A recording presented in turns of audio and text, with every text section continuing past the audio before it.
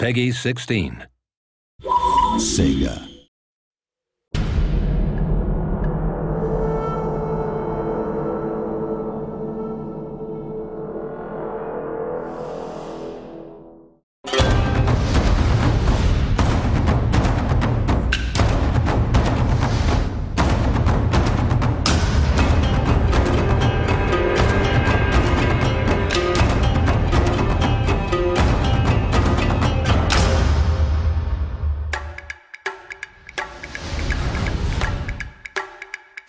Number one, I think new players and hooking them and actually holding on to them, I think is going to be the multiplayer stuff, right? So I think absolutely the longevity of having a persistent character, you know, which creates effects and uses the more you use it is going to be. I think the other thing that's going to hook them is the fact that there's this kind of game legend that Shogun was really good, and therefore Shogun 2's coming out. That'll, you know, and it'll in exactly the same ways as kind of like Dune 2.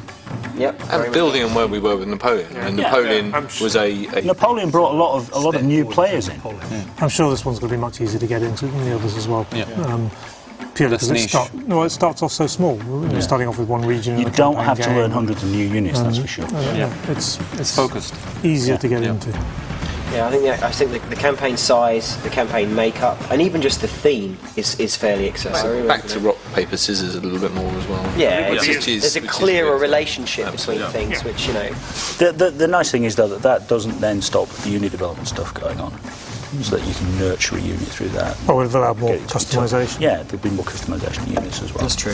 To appeal to new people is to make it more yours. And if you're making it more yours, then it's much less a case of approaching something created by someone else that you need to learn and adapt to. And as a result of starting with an Acorn, you know, you create your characters, you grow them, it's your experience and your story.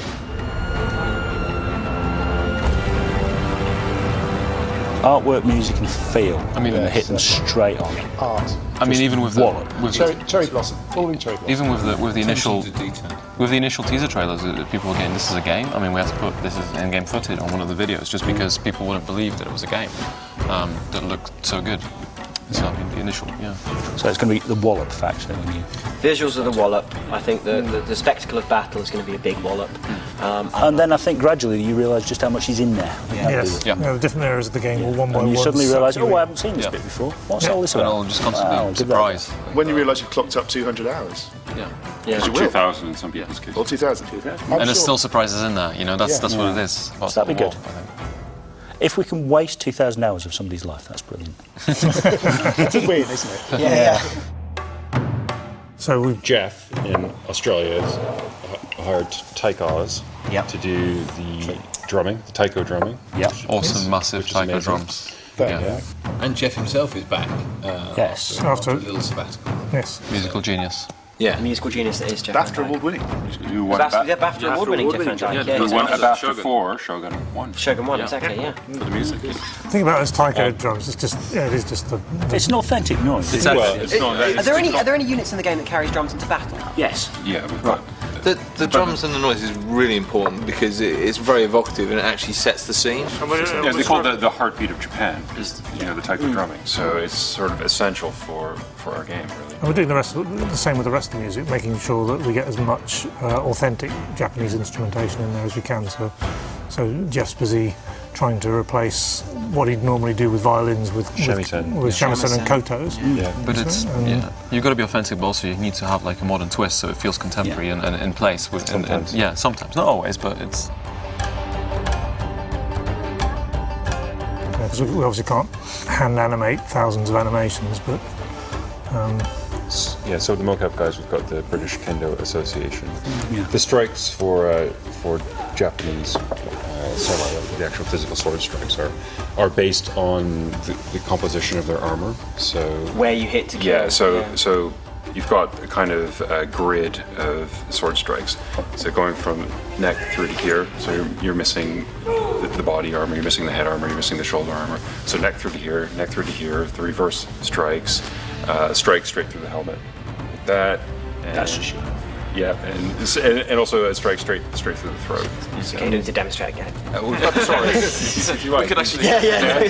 Good. one of the biggest and most obvious things we've had external help on is the calligraphy for the logo.